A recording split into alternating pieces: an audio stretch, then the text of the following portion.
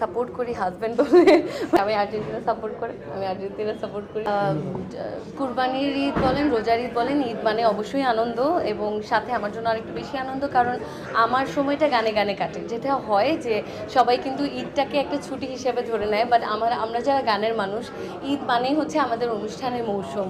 So ঈদের পরদিন থেকেই সেই জায়গায় একটা ব্যস্ততা আছে, কনসার্ট নিয়ে ব্যস্ত থাকবো। এটা অবশ্যই অনেক আনন্দের এবং ভালো লাগার।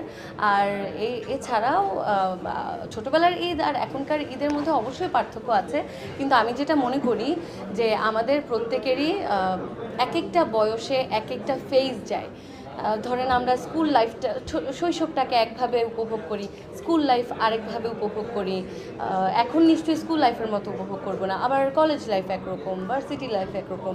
তো জীবনের প্রত্যেকটা ধাপ, প্রত্যেকটা অধ্যায়ে আনন্দটা এক একভাবে হয়। সো সেটাকে উপভোগ করতে পারলেই আসলে জীবন সুন্দর। তো ছোটোবেলার ঈদ একরকম সুন্দর ছিল, এখন ঈদ অন্যরকম সুন্দর। কখন আসলে হাটে যাওয়া হয়েছে কিনা? না, হাটে আমার আসলে যাওয়া হয়নি। কোরবানি ঈদ যেতে যেতে কিন্তু বিশ্বকাপ শুরু হয়ে যাবে, বিশ্বকাপ নিয়ে উন্মোদনা ইতিমধ্যে শুরু হয়েছে। কোন দলের আসলে সাপোর্ট করেন? আমি আসলে সাপোর্ট করি হাজব্যান্ড বলে, মানে আমি খেলাধুলা কম বুঝি এবং আসলে খুব একটা সময় তো এই জায়গায় দেওয়া হয় না। আমার জামাই আর্জেন্টিনা সাপোর্ট করে, আমি আর্জেন্টিনা সাপোর্ট করি, এই। ঠিক আছে, থ্যাংক ইউ। কোনো আশা আছে কিনা, এটাই মেসির সর্বশেষ বিশ্বকাপ, মেসির উপরে কি পরিমাণ আশা? আমি আসলে আমারটা না বলে